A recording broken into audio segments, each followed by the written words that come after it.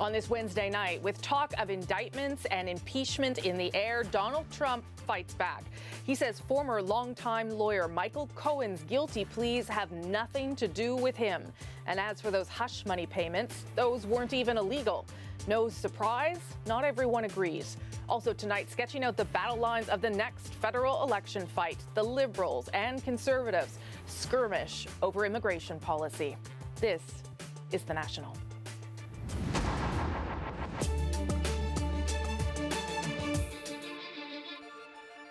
Donald Trump is trying to take back the narrative, putting maximum spin on a story that could be a watershed moment for his presidency. As Keith Bogue tells us, with a former ally flipping on the president, Trump's turning for cover from his friends in the media. That's a big thing. That's a much bigger thing. In a friendly interview with Fox News that will air in the morning, President Trump offered a confusing explanation for why there is nothing illegal about the hush money payments he made to keep two women quiet about the affairs they say they had with him. It has to do with where the payments came from. In fact, my first question when I heard about it was, did they come out of the campaign? Because that could be a little dicey. And they didn't come out of the campaign, and that's big. But they weren't. It's not even a campaign violation. If you not even a campaign violation? Michael Cohen is going to jail for his part in it. He pleaded guilty yesterday, and the judge he faced in New York, who presumably knows better than Trump what the law is, accepted Cohen's guilty plea. Cohen's lawyer never contested any of it, but he's been all over the cable channels reminding everyone what else his client said. He not only implicated, he specifically under oath stated that Donald Trump directed him to commit a crime. The White House simply dug in its heels. As the president has stated on numerous occasions, he did nothing wrong. There are no charges against him in this. Republicans on Capitol Hill had little to say about it. I don't think we know all the facts. So you're not concerned? No, that's not what I said. That's what you said. Senate Democrats are focusing on this man, Brett Kavanaugh, Trump's Supreme Court nominee, and demanding that his confirmation, scheduled to begin after Labor Day, now be delayed.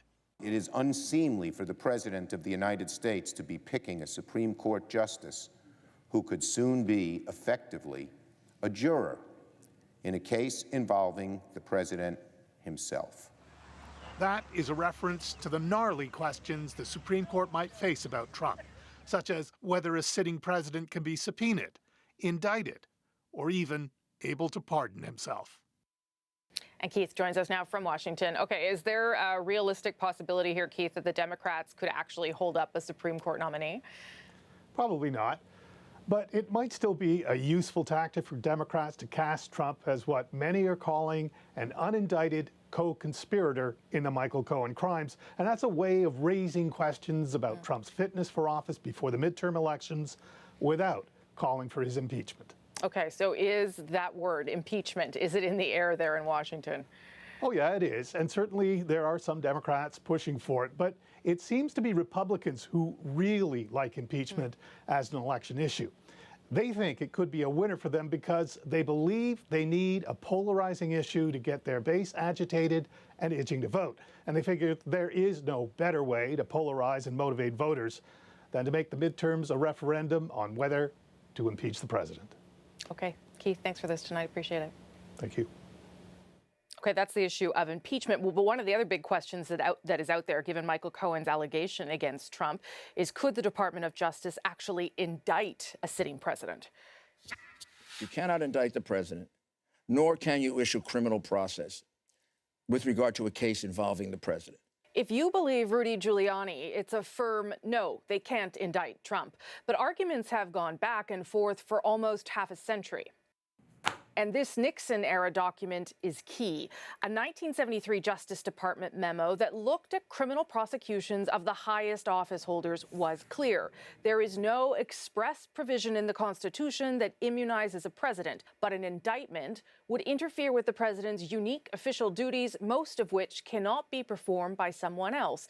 And constitutionally, only Congress should be accorded the power to interrupt the presidency. It does put all the eggs in the congressional basket, that since the people of the United States elect the president, they think it's only fitting that the legislature of the United States be the one to potentially oust him. There's the president. But in 45 years, a few events may have changed minds. Well, when the president does it, that means that it is not illegal. First Nixon, then Clinton. Two presidential scandals that led to Supreme Court decisions that no president is above the law.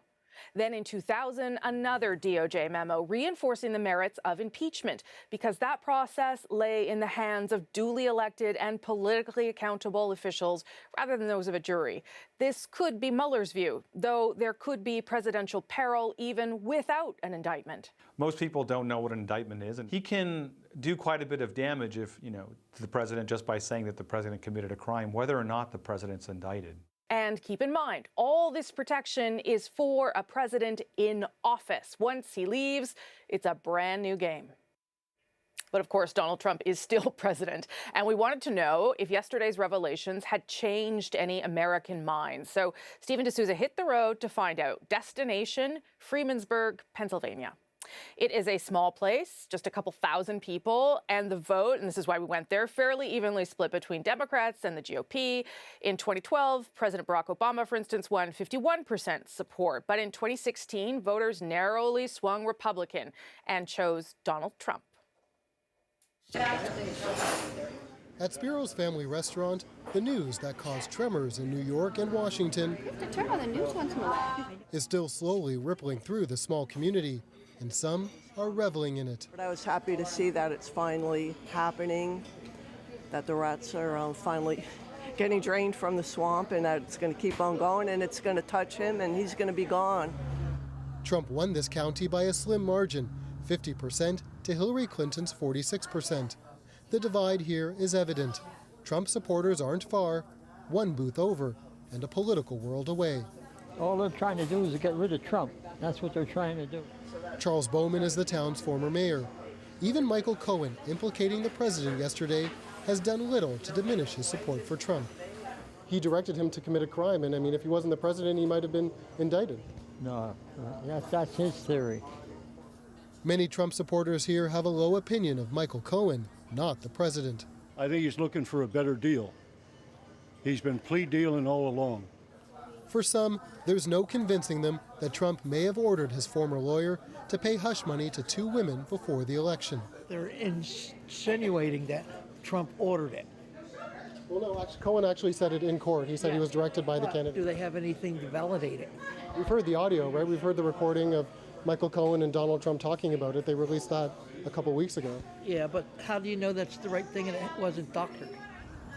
Even though Pennsylvania's industrial heyday is in the past, Trump supporters here say it's his handling of the economy that will keep them voting for him. But for Stephanie Rao, that political division has a social cost. Yeah, and you can tell on Facebook I lose a lot of friends. And while she hopes Cohen's guilty plea will push Democrats to get out and vote, this group wonders what, if anything, will open the eyes of the Trump supporters they used to call friends. Stephen D'Souza, CBC News, Freemansburg, Pennsylvania. Still a lot more to talk about on this story legally. Where does Trump stand and what does it mean for his presidency? We'll get into that a little later with former Republican insider David Frum. We're keeping an eye on several other stories, including the investigation into a deadly explosion that leveled a house in Kitchener, Ontario. You'll see the panicked moments captured after the blast. First, though, the war of words continues between the Liberals and Conservatives over Canada's immigration system. And today, the Conservatives tried to reclaim the debate over immigration after one of the party's own members derailed them with a series of tweets. While polls do suggest that Canadians are worried about the issue of asylum seekers, it's unclear whether this is actually a winning issue for any political party. Evan Dyer breaks it all down for us tonight. The numbers of irregular border crossers ticked up in July after falling off earlier this year. And the immigration debate is roiling the Conservative Party, with Maxime Bernier stirring the pot from the sidelines with a string of tweets calling for Canada to accept fewer newcomers. Today, the rogue backbencher tweeted that after disavowing me last week for raising the issue and telling me to shut up, my colleagues have just realized that this is something Canadians find important and want to hear about. And indeed, this morning, the official Conservative critic on immigration Immigration, Michelle Rempel, unveiled the party's immigration platform. So as opposed to calling Canadians nasty names when they ask questions about our immigration process, we will continue to seek to inspire Canadians with a new immigration system that restores social license for immigration that Justin Trudeau has lost through his failures. At a meeting of his fellow cabinet ministers in BC, the government's immigration minister dismissed the Conservatives' new platform and appeared to relish the turmoil in the rival party. I think you guys should first wait to see what Maxime Bernier thinks about the Conservative immigration plan. But seriously, we've seen what a Conservative plan looks like, long wait times, huge backlogs. But there are signs the Liberals are worried that the issue of illegal border crossing is starting to hurt them, realizing they need to do more to reassure Canadians they've got things in hand. When someone crosses the border, they are immediately arrested. In every case, they are arrested. They are fingerprinted, photographed. Polls analyst Eric Grenier says for now the Conservatives are winning the public opinion battle on immigration, but they're walking a fine line. Because they're tapping into that concern that Canadians do have in polls, that there are too many refugees coming in, too many people that the country can't handle. But as we've seen with the heckler in Quebec and the comments by Maxime Bernier, that it's an issue that can quickly get out of control. All signs point to the two parties bracing for immigration to be a hot issue in next year's election, with three different visions on the table: the government's, the official Conservative policy, and the insurgent platform of renegade Conservative Maxime Bernier. Evan Dyer, CBC News, Nanaimo, British Columbia. Okay, that's the West Coast, where Evan's following the government and their cabinet retreat. On the East Coast now, our own Catherine Cullen is in Halifax, and that's where Conservative Party members from across Canada start meeting tomorrow. They're gathering there already. Catherine, why is the party laying out this immigration policy now? Yeah, well, Rosie, as Evan just mentioned, Maxime Bernier is getting an awful lot of attention for his tweets about immigration. A lot of Conservatives who are not very happy about that. So today's announcement did seem like a pretty clear attempt to wrestle back that immigration issue away from Maxime Bernier, have Andrew Scheer's team in the opposition leader's office being the ones who are dictating what the Conservative policy is all around this. Now, Michelle Rempel, interestingly, was asked today about Maxime Bernier's views on immigration, and here's some of what she had to say. Max has never come to talk to me about immigration. And I would also say that my colleague has a choice to make. Does he want Andrew Scheer to win or Justin Trudeau to win? Now, it is not clear that Maxime Bernier is just going to, though, be quiet because of that announcement today. He was tweeting today. Amongst the things he tweeted was what seemed to be a pretty sarcastic reference to the great Conservative leadership. Rosie? Okay, so that'll make where you are interesting. Everyone's going to meet there starting tomorrow. What should we expect? Yeah, well, there's going to be a closed-door caucus meeting to kick things off, and I think we can safely expect some tension. A lot of Conservatives that I've spoken to are hopping mad, not even about what Maxime Bernier is saying so much in the content, but the fact that he is drawing so much attention to himself, this perception that he's not being a very good team player. Now, MPs and senators in the Conservative caucus do actually have the power to hold a secret vote and kick him out. It is not clear, though, Rosie, that they are ready to do that. They are concerned, perhaps, that will just draw more attention to Maxime Bernier. Okay, and Maxime Bernier has yet to say any of this in front of a TV camera, so we'll see if he does that tomorrow with you. Catherine, thank you for that. Catherine is covering the Conservative convention in Halifax over the next couple of days. All right. This one, south of Burns Lake, is of great concern. It's already charred thousands of hectares.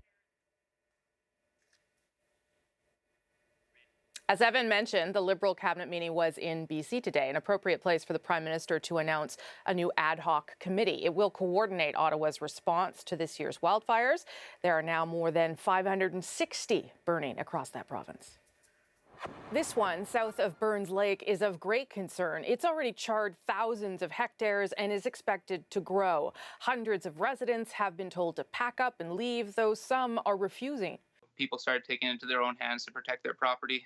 Spraying down roads with water, hauling water around, gasoline. Everyone's just doing everything that they can to help everyone else. Meanwhile, smoke from this fire and others is still hanging over much of the province, including on Vancouver Island, where Environment Minister Catherine McKenna called this summer a wake-up call. Seeing the forest fires across British Columbia just demonstrates that climate change is having a real impact on Canadians.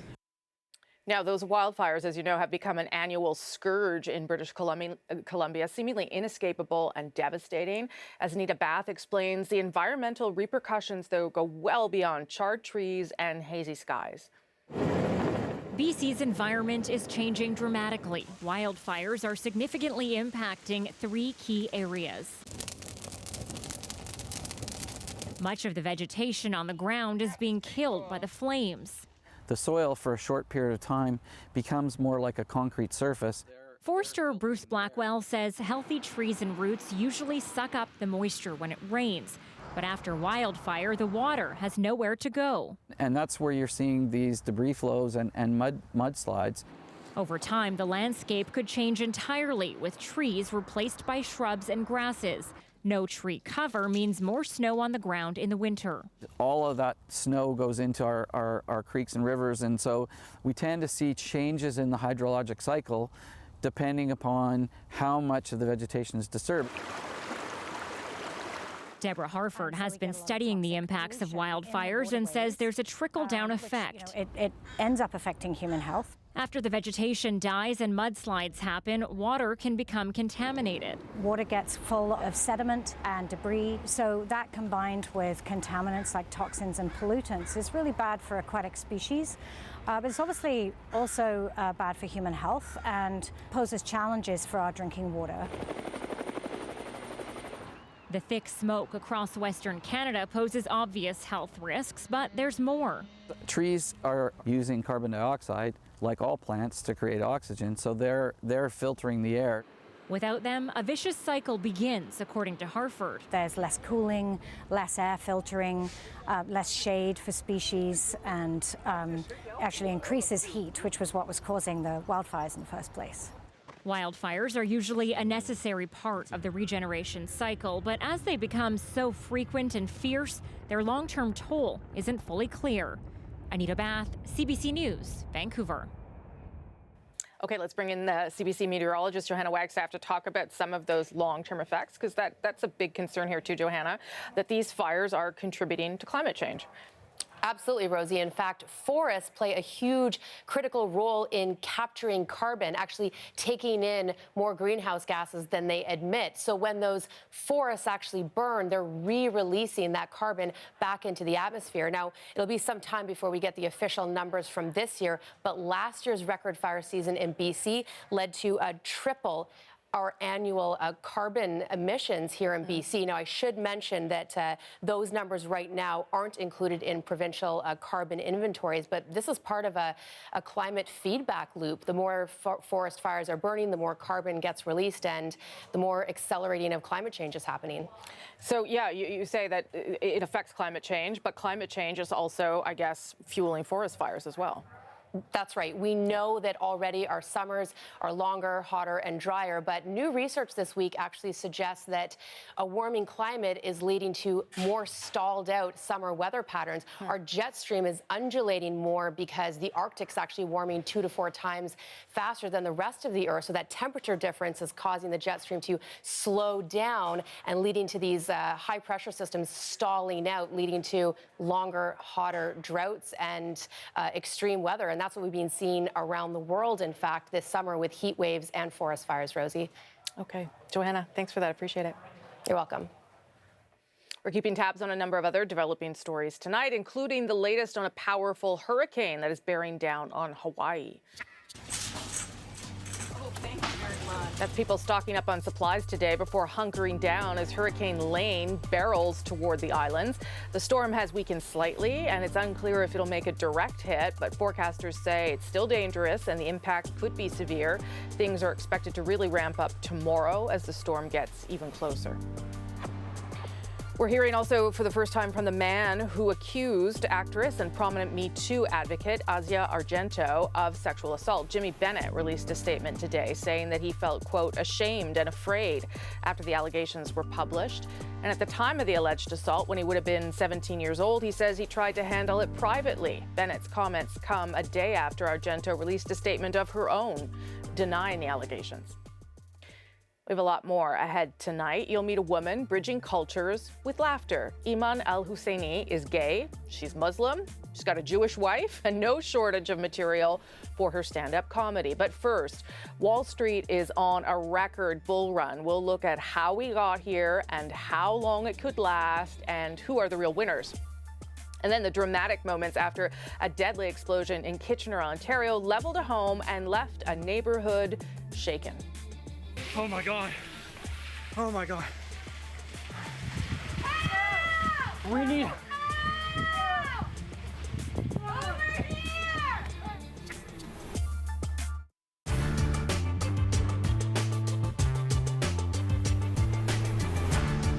My name is Angela Anderson, and I live a low to zero waste lifestyle. I noticed one day going down the back alleyway and the garbages were like over the top, right? All over the ground and stuff. And I was just like, something has to change. Come on in, guys. So recycling is helpful, but there's a lot more that you can do. I bought some produce bags and I got some reusable shopping bags and I just kind of started. When we do shop, we are very aware of the packaging that our stuff comes in. I will look for things in glass because I know that I'm going to be reusing the glass. Okay, so this is our reuse bin. So we put things like, this is a broken bottle, but I'm sure the kids will find something to use for a mustard container. I bring my egg cartons back to the farmers so they can reuse them. And along with clamshells, as much as they are recyclable, they still, the farmers can use them to put their berries back into so they don't have to produce more waste. I don't sit around all day making lotions and toothpaste, and I don't make my own bread yet. So this is soap that I made, and then I buy deodorant in a glass container. My toothpaste is also in glass. My toothbrush is compostable, and as well as my dental floss is compostable. Buying meat is challenging because it's mostly in styrofoam and plastic. There are delis that you can go to that have butcher paper, but there's not much you can do with it. So our garbage for the day. I don't have a garbage bag. I reuse my plastic when I have it. And it's plastic. That's mostly what our garbage is plastic. Well, I know that we don't take our bins out every week. I think I just took them out last week, and it was about 6 weeks, and it wasn't full. Isn't as simple as it can sound, I guess.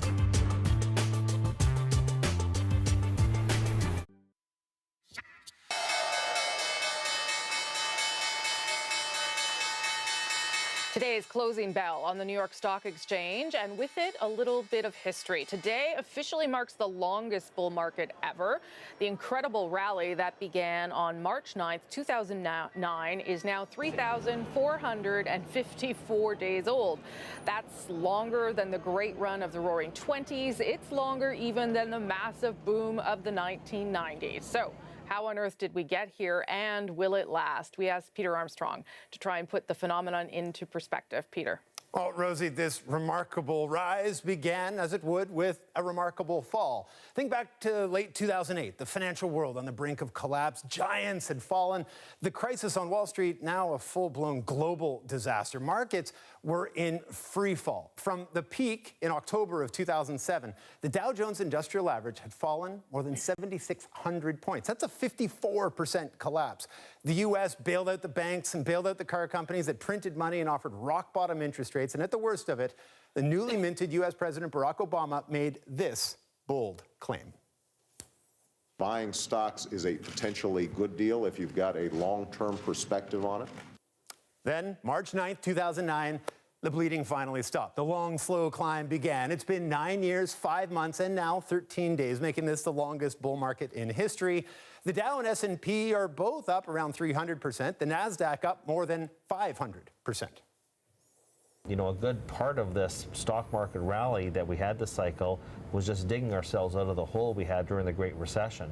The past few years, of course, has been gravy as we've made new highs.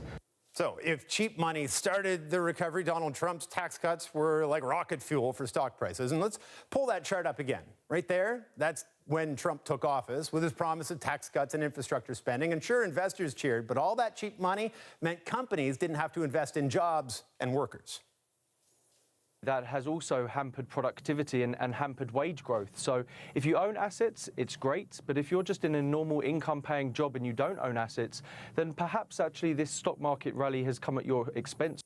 So how much longer will this bull market run? Remember, it takes a 20% decline for a bull market to turn into a bear. And what usually ends bull markets and economic cycles in 2 words are interest rates, and it won't be different this time around.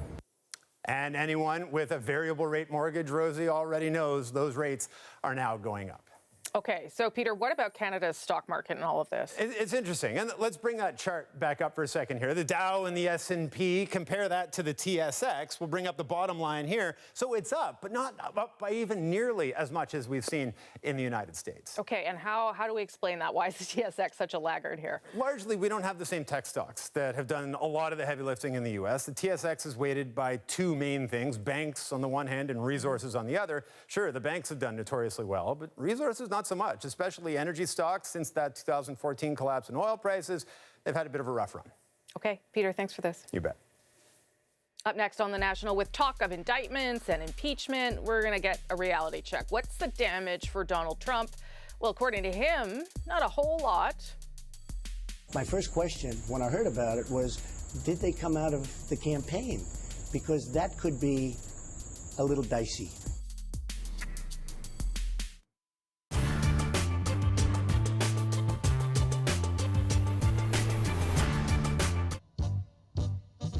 Thousands of people from all over Saskatchewan and the world flocked to this little beach in the middle of the prairies. Hotels, rooming houses, cafes, and restaurants buzzed with tourists. They came to bathe in the salty water of Little Manitou Lake, known for its healing powers. At one time, Manitou Beach offered visitors 2 large saltwater pools to dip in. And, of course, they came to dance. Back in the day, the community had several dance halls to let loose in. Today, one remains. Current owner Millie Struby fondly remembers Danceland packed with people. I think the times that this place was full was exciting. We had polka fests where we were putting people back of the stage sitting on carpets because we didn't have any more chairs. Millie and her husband, Arnie, bought Danceland in 2001. They knew it well, playing in the house band, but the idea came unexpectedly. My husband had this dream, and he woke up one morning and he said, "We're buying Danceland." And I said, "What?" And he said, "Yeah, we're going to buy Danceland and operate it." The Strubys are Danceland's 7th owners. It was built in 1930 by Wellington White. Historians say 84,000 feet of lumber and train cars brimming with horsetail and mane hair were shipped in to build it. These layers of hair still sit under the dance hall's original oak floor, which isn't nailed down but floats. The hair cushions the floor, sinking and springing back with each step, ideal for dancing. Dancing brought the Armstrongs together. Their flirty encounters at weddings led them to waltzing through 34 years of marriage. After celebrating their 20th wedding anniversary here, they decided to move to Manitou Beach, and Danceland was a big part of that decision. We met so many wonderful people here from the beach and from all over the world, basically.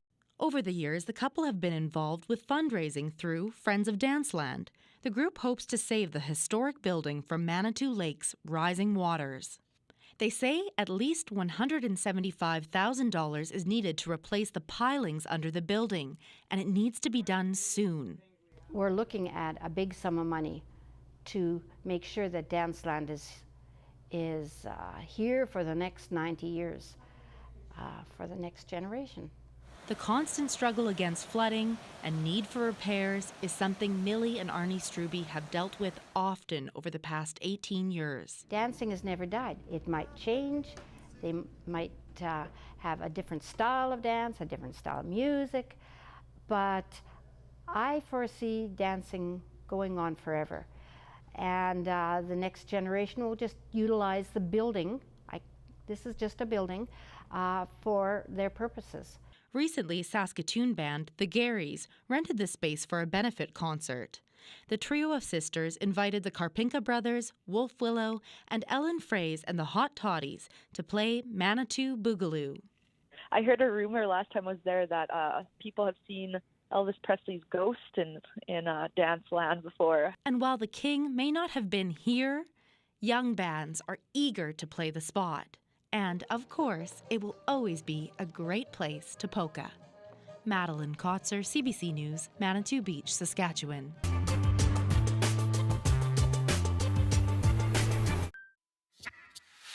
As the president has stated on numerous occasions, he did nothing wrong. Familiar words from the White House, even though two former Trump confidants, Paul Manafort and Michael Cohen, are now convicted criminals.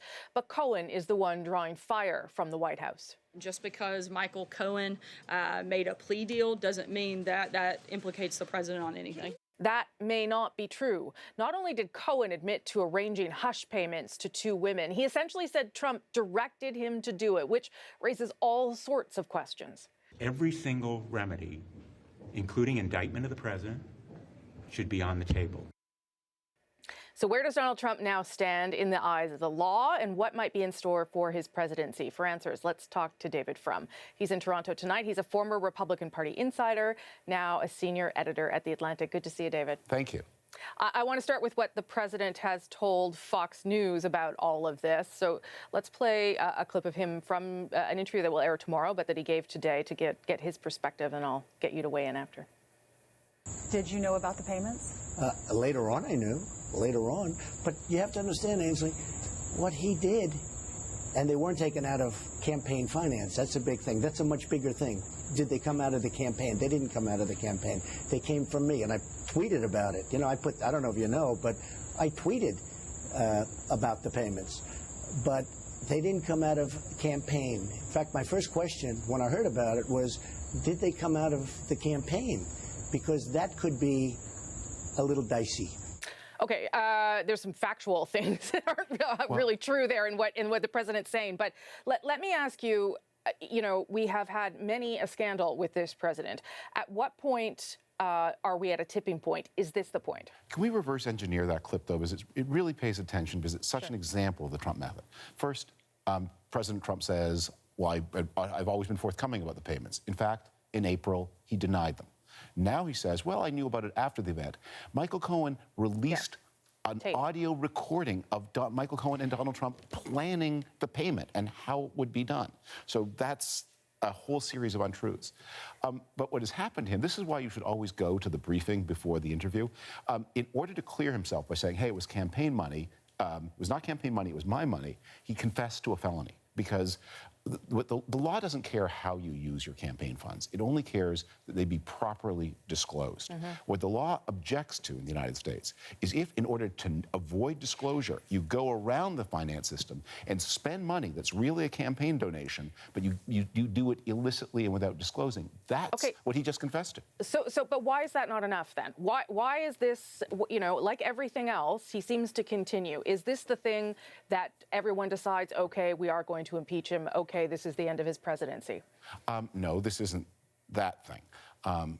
Because the American political system, impeachment is a political process. Sure. Removal is a political process and requires an overwhelming consensus of the society that the president must go. Here's a way to think about it.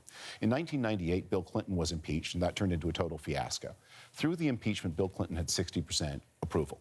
In 1974, Richard Nixon began the impeachment process and resigned rather than be impeached, and he was at 20% approval. So, you know, 60% means impeachment won't work, 20% means it will. Trump's at 40, and that's the question the American political system has to resolve. What do you do with a president who clearly has done things that are very wrong?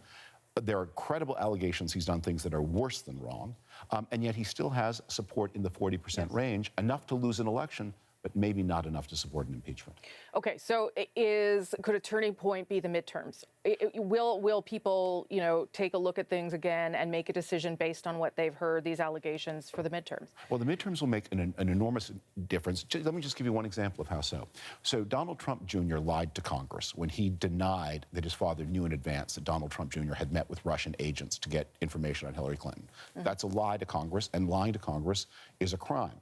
But things only happen to you if Congress sends the lie over to the Department of Justice and say, please act on this. Sure. The Republican Congress has opted not to. A Democratic Congress might say, you know what, Donald Trump Jr. has lied to Congress. That's something worth looking into. You mentioned Russia in that answer, but Russia wasn't mentioned yesterday. Collusion wasn't mentioned yesterday. What does that tell you about the state of that investigation, if anything? Well, it tells you that when you commit a lot of crimes, they will cover a wide area of possible human activity. So the Cohen matter probably doesn't have a lot to do with Russia. The Manafort matter certainly does, because remember, Manafort was beholden to these Russian-backed Ukrainian oligarchs. He was in desperate financial trouble. He volunteered to work for the Trump campaign for free. Why was Manafort so willing to be inserted into the Trump campaign in that way? And why did Donald Trump take him? So there's a backdrop of Russia there. But remember, if you are following the Russia story, it's not even 10 days that we have learned that indeed Donald Trump knew in advance and planned for the meeting with the Russians to receive stolen information about Hillary Clinton. So let me end on this, really, 20 seconds. Is this a Teflon president, then? Is there nothing that can undo him? Should we expect more of these kinds of revelations? He's the opposite of Teflon. I work for George W. Bush. If George W. Bush had had an economy like this, he would have had 60% approval. So would Barack Obama. If he'd ever had it, he might have done a little bit better, actually. Donald Trump is at 40 only because the economy is so strong. This is a president who is desperately unpopular. I think after the midterms, you'll have a clearer sense of the fragility of his political position, and so will he. Okay, David Frum, good to see you as always. Thank you, Thank you. Some of the other developing stories we are tracking tonight, including an investigation underway after a dramatic and deadly house explosion in Kitchener, Ontario. Oh my God, the whole house is gone. The whole house is gone. Wow, those are the frantic moments this morning after the explosion. A neighbor had his camera rolling as he and others scrambled to find victims in the fiery rubble. Oh my God. Is there anyone else? Holy, is there anyone else? There's someone else! There's someone else! One woman was confirmed dead at the scene. A man was also found alive, but in critical condition. He was airlifted to hospital. Meanwhile, several other houses on the street were evacuated after being rocked by the explosion. Investigators are now trying to figure out what caused the blast. We were in the balcony for about 5 hours, stuck there. So me and my mom had to pull over our shirts over our mouths. Harrowing stories are emerging from yesterday's high-rise fire that happened in downtown Toronto. Some 1,500 people still out of their homes tonight as investigators work there to figure out what caused the blaze. Officials repeated today it could be days before people are allowed to return, which is frustrating news for families offered hotel rooms in other cities just too far from home. I work downtown. My husband works downtown. So how am I supposed to commute from, Brampton to downtown? I mean, they did not give us a workable plan. There's around 150 other evacuees who were placed in emergency centers in Toronto, and the city's mayor says he hopes to have them in some better accommodations by the end of the day tomorrow. Let's look overseas tonight. These are some new images to show you out of Mali, where Canadian helicopter pilots have completed the first planned operations for the UN peacekeeping mission. Their job was to fly UN forces into remote villages that rarely see international troops. Canada has committed to contributing to the mission for 1 year and has sent 250 aircrew and soldiers. Coming up next on The National, she's made a comic career of being a Muslim, gay, and married to a Jewish woman. But what does her family think? You also said that you're not talking to them right now. Yes. What's that about? So we're both having a hard time accepting each other. First, though, as we go to break, even before leaving for the Little League World Series, Team Canada was making headlines when an immigration issue almost caused their star slugger to miss the trip. The team pulled together for him. Well, now they're going to have to pull together for each other after the team was eliminated today. Strike three! And with that, Canada's Little League dream ended. They lost today to Puerto Rico 9-4, but not before writing a compelling story for spectators in Williamsport and fans across Canada alike. The kids from Wally Little League can certainly be proud of their efforts. Proud proud and classy to the end. Here they are, tipping their caps to the crowd before scooping up dirt from the field to remember this moment, one they probably won't forget anytime soon.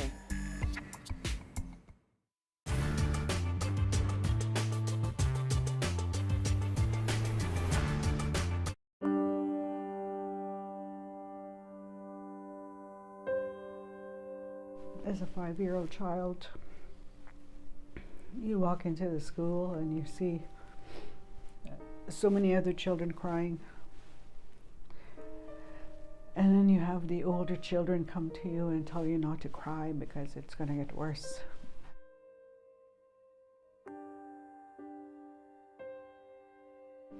But to walk up those stairs and to hear this woman speaking like English and telling me like, get in that shower, wash yourself, wash everything off, wash off that brown skin. And there was soap, I don't know what kind of soap it was, but it burned. Like I remember the burn and the scrubbing and cry, like wanted to cry because it hurt. And she said wash until you take all your brown skin off because God doesn't like brown skin. So I tried. I grew up hating the color of my skin. I wanted to be white.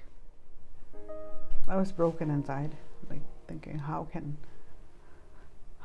I make that change to be accepted in society? To go to public school and to be ridiculed because you're Indian, or the names that were given to you. And I never had the knowledge of how to stand up and say, this is my brown skin and I'm proud of it. American Indian movement was, there was a stand in Wounded Knee,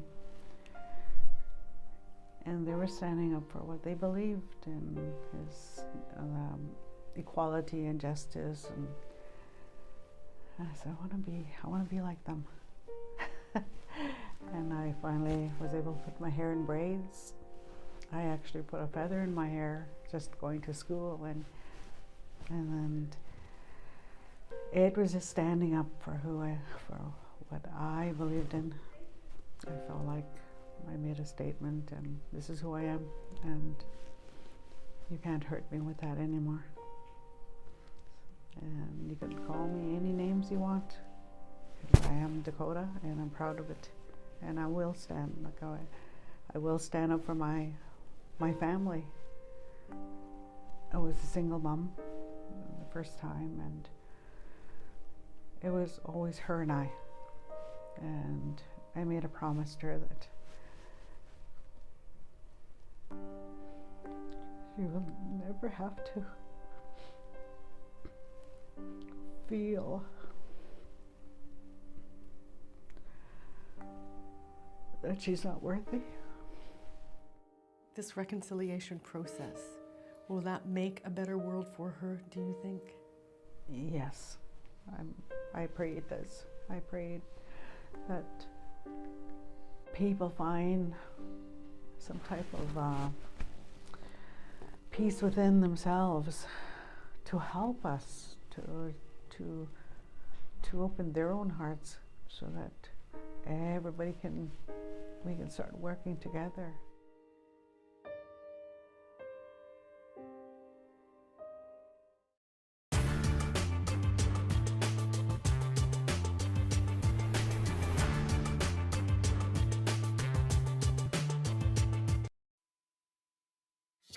Only in America can a first-generation Indian American Muslim kid get on this stage and make fun of the president. The orange man behind the Muslim ban.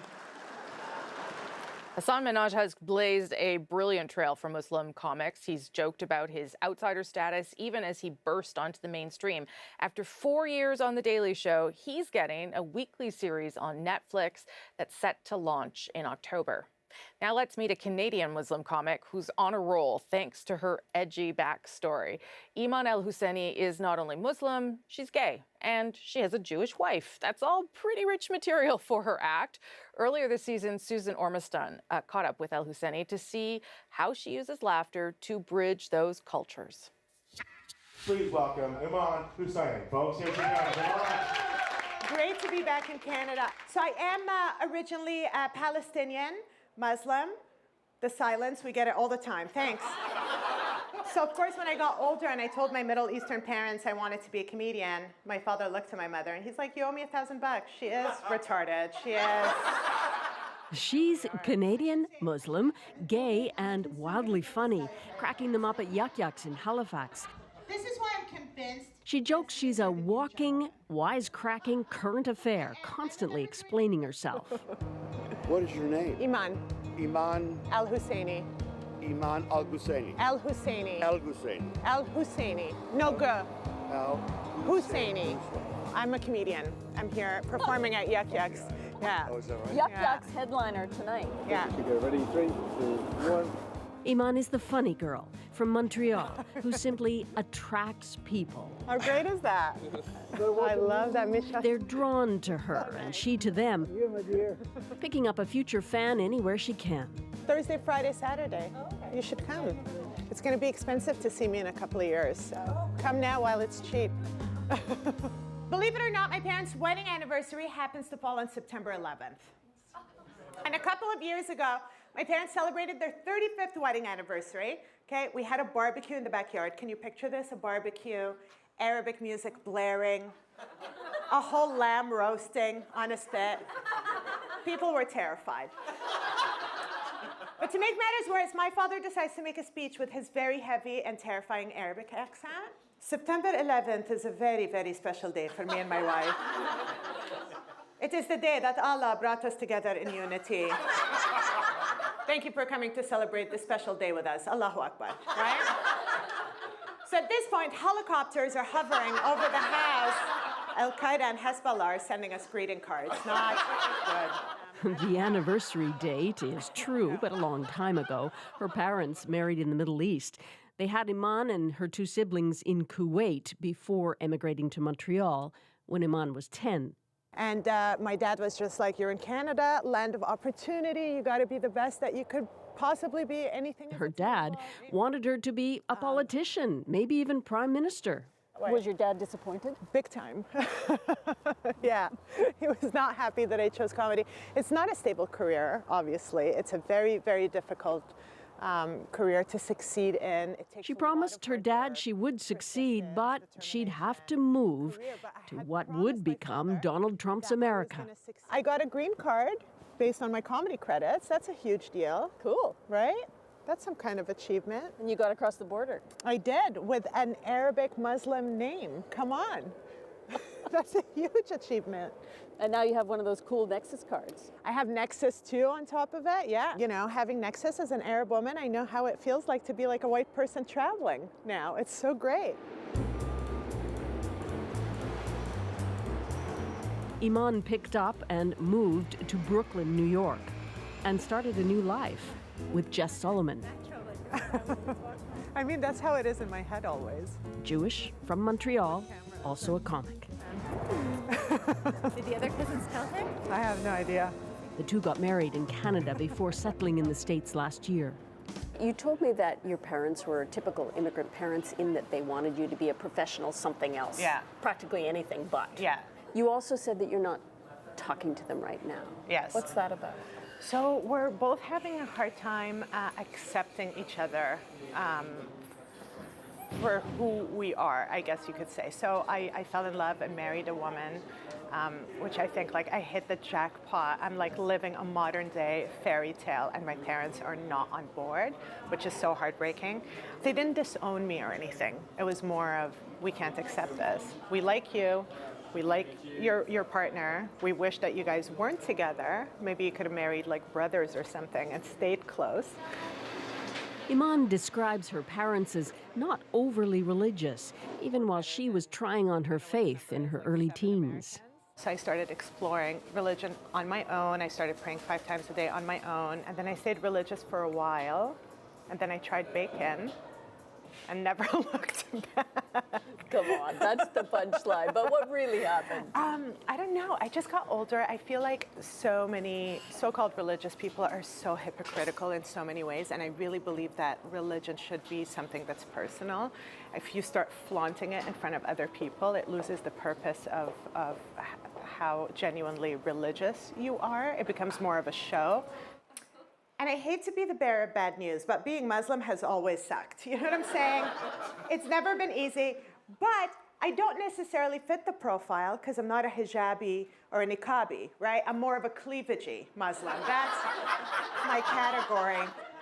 Jokes aside, on the recent Quebec law restricting face coverings like niqabs, I don't support the face veil because it's not part of my religion. So you would accept the law in Quebec?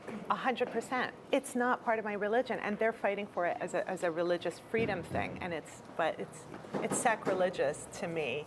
I've heard many Muslim women say that it is part of my religion. I mean, that's how they interpret their religion, but they will all admit that it's not compulsory and that the hijab is more than enough. Do you still pray? Before really important shows, I become so religious.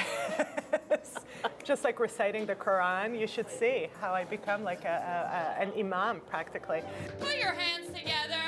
For Jess Solomon! I'm Jewish. My wife is Palestinian. That's how our families reacted to. Thank you. Yowza. I like that. it's Thursday night, and Jess is on stage first at a local comedy club in Brooklyn. Before moving here, we went to see this lawyer, and the lawyer was like, I just have to ask you guys, is this a marriage of convenience? And I was like, busted lady, my big plan to get into America is to marry a Canadian Palestinian Muslim woman. Hop right over that border. 40 minutes away in Manhattan, Iman is leaving a gig, racing back to follow her wife on the stage. Tonight I'm having a very good comedy night. I'm booked at really good venues and good shows. Already she's running late. Oh my God, worst Uber ride ever.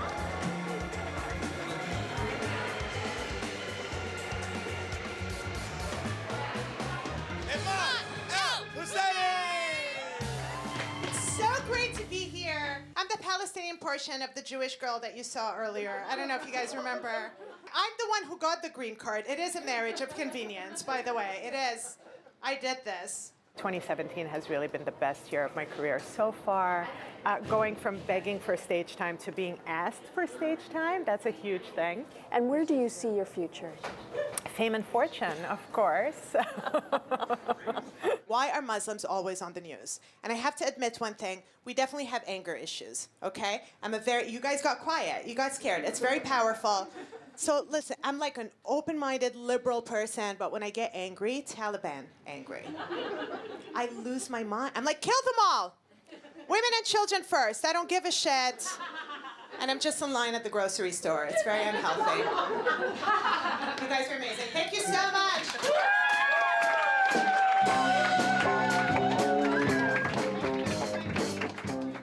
We caught up with Ayman El-Husseini and found out that she's just as busy as ever. In the next few months, she's got dates in Edmonton, Montreal, Toronto, New York, LA. And then there's the El Solomons. It's a series of cartoons about the couple that they put on Facebook, Instagram, and Twitter. I'm going to check that out.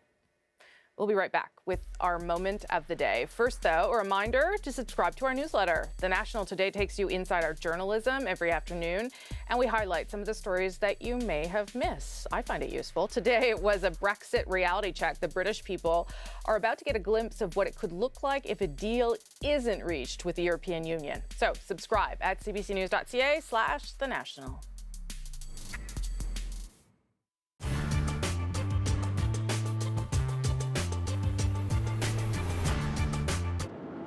Oscar 19, Jasper, Oscar 19. I don't know if you copied, but there's a large bear jam developing just past Moline Canyon. If you guys could go and take a look at that, that'd be great. Wildlife Guardian 1, Oscar 16. Jasper is an amazing place to view wildlife. Actually, we are very lucky. We have a very high density of animals that comes to the side of the road because it's open and there's nice green vegetation there. In the spring and when the buffalo berries are ripe, there's definitely more wildlife jams that we attend. He's traveling in that direction, so we just ask people not to stop like that. If you want to see it, feel free to pull over, take a quick photo and keep moving, but remain in your car, please. Okay, thanks. People will stop, and quite often they forget that they're on the main highway, they need to pull over. So they will stop in the middle of the road, leave all doors open, and run toward the bear. So it's a highway, it might even be like 90 kilometers per hour, so it's very dangerous. It's right there, actually. You can see the branches moving. After a few photos, if you can keep moving, that will be awesome. Thanks. And please stay in your vehicle. Okay. We ask people to remain in their car at all time and not to chase the animal into the forest. Or so really remain in your car. That's the safest thing for you and for the animal as well. Because there's a lot of consequences to our action. Every interaction an animal has with people, they learn from it. And with time, they will learn that it is okay to approach people to look for food. And this is when it becomes more at risk for them to get into the campgrounds, the town sites. And after that, well, we are more at risk to get dangerous encounters. Also, we ask people not to feed animal, never to feed animal, because most of the time, well, an animal that gets fed will have to be destroyed because they start to associate people to food, and their behavior is going to change. They're going to be more aggressive, and it's too risky for the safety of the visitors and the people living in the park. So we are trying to give the same opportunity to everyone. So yeah, you had a very good look. So if you can keep moving, that would be awesome. Thank you. Appreciate. Yeah. Wildlife guardian job can be super fun or very frustrating because you see the same thing happening over and over again, and people doing that job, they care a lot about the animals. So there's times where you get people yelling at you and being pretty mad, and other times where just people thank you and are so grateful and they want to learn. So those moments where people are really genuinely interested and they want to learn more about the animals of the park and learn about their behavior and what they can do to help us protect them. I mean, those moments are amazing, and that makes it all worth it.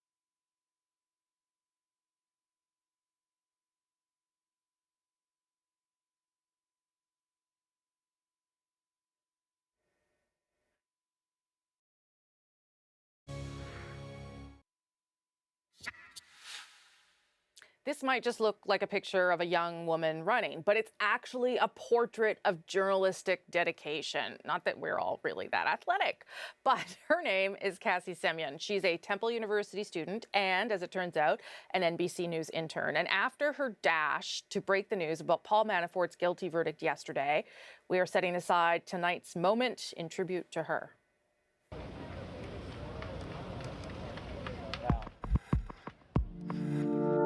With that fierce sprint just after the verdict against Donald Trump's former campaign manager dropped, Cassie became a living symbol of the mad scramble for breaking news. She's also now somewhat of a Twitter celebrity with the hashtag #GoBlueDressGo.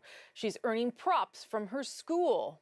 So proud. Have you ever seen a better picture of a journalist running to break news of a verdict?